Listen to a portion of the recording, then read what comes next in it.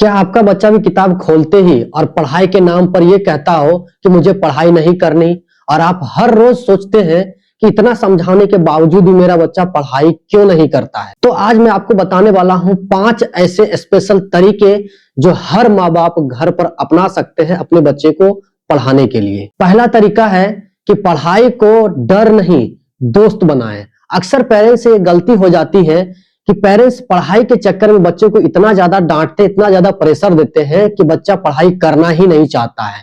आप उन्हें कभी भी पढ़ाई से जोड़ना नहीं, बल्कि उन्हें पढ़ाई के लिए हमेशा डांटते हैं, उन्हें डराते हैं, उन्हें धमकाते हैं, यहाँ तक कि मारते भी हैं।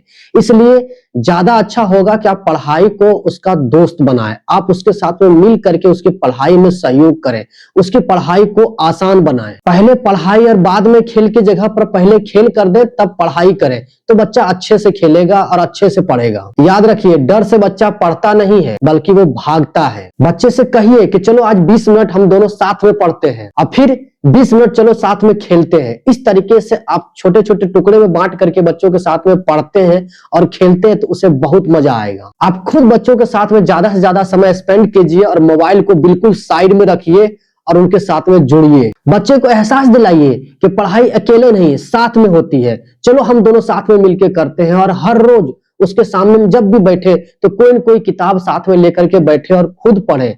और बच्चे को बिल्कुल ना कहे कि आपको पढ़ना चाहिए, बस आप पढ़े।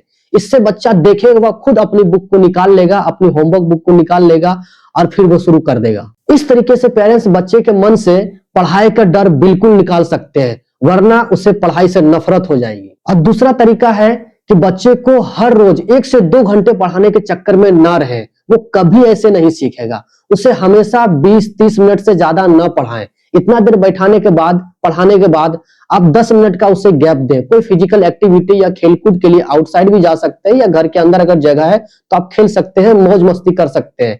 और फिर 30 मिनट के लिए आप खुद उसको बैठाएं और साथ में बैठें। इस तरीके के छोटे छोटे पार्ट्स में आप बांट करके बच्चे को पढ़ाई कराते हैं तो बच्चे का सबसे बेस्ट तरीका है सिखाने का। और तीसरा तरीका है, किताबों से पहले बच्चों का मन पढ़िए। अपनी पैसेंस को कंट्रोल में रखिए और बच्चे को समझने की कोशिश कीजिए। बच्चा अगर गुस्से में है, जिद कर रहा है या रो रहा है तो आप पहले उसे शांत करने की कोशिश करें। उससे प्यार से आप पेश आए, उससे डांटे नहीं, उसे मारे नहीं। अगर बच्चा खेल के आया तो तुरंत उसे पढ़ने के लिए न बैठाएं, उसे थोड़ा देर के लिए अपने पास में बैठाएं, उससे बातचीत करें, फिर बोले चलो बेटा आज पढ़ते हैं कुछ। इस तरीके से आप पढ़ाई की तरफ उसे ला सकते हैं। जब बच्चे का दिमाग आप शांत करते हैं और उसे सहारा देते हैं, उसे मोटिवेट करते हैं, तो बच्चे का दिमाग शांत होता है और वो पढ़ाई पर फोकस कर पाता है। और चौथा तरीका है, बच्चे को कभी भी रटने के लिए मत बोलिए कि तुम्हें इतना नंबर लाना है, तुम अभी तक क्या कर रहे हो, इतनी सी तुमसे पढ़ाई नहीं होती है। और इस तरीके से आप उसके ऊपर दबाव डालते हैं, कभी नंबर्स का दबाव डालते हैं, कभी परसेंटेज का दबाव डालते हैं। ये दबाव डालना बंद कर दीजिए, इससे कुछ नहीं होता है। आप सिर्फ इस बात पर फोकस कीजिए कि बच्चा आपका समझ रहा है कि नहीं। अगर बच्चा थोड़ा भी समझ रहा है तो उसमें थोड़ी इंप्रूवमेंट हो रही है। अगर 1% भी बच्चा समझता है तो 30 दिन में 30% बच्चा इंप्रूव करेगा। लेकिन आप उसे दबाव डाल करके, नंबर का चक्कर लगा करके बच्चे को आप डिमोटिवेट कर देते हैं। आपके रटवाने से बच्चे के नंबर्स तो कुछ बढ़ सकते हैं लेकिन उसे समझ कभी नहीं आएगा। आप प्रैक्टिकल तरीके से बच्चे को समझा सकते हैं। अगर मैथ है तो मैथ के तरीके आप प्रैक्टिकल लाइफ से भी जोड़ करके उसे सिखा सकते हैं। जैसे आप उसे घर की चीजों को गिनना या पैसे गिनना या कोई और ऐसी चीजें हो जो घर में उपलब्ध हो तो आप उसे गिनने के लिए सिखा सकते हैं। आप जोड़ना घटाना सिखा सकते हैं। इस तरीके से आप मैथ को सिखा सकते हैं।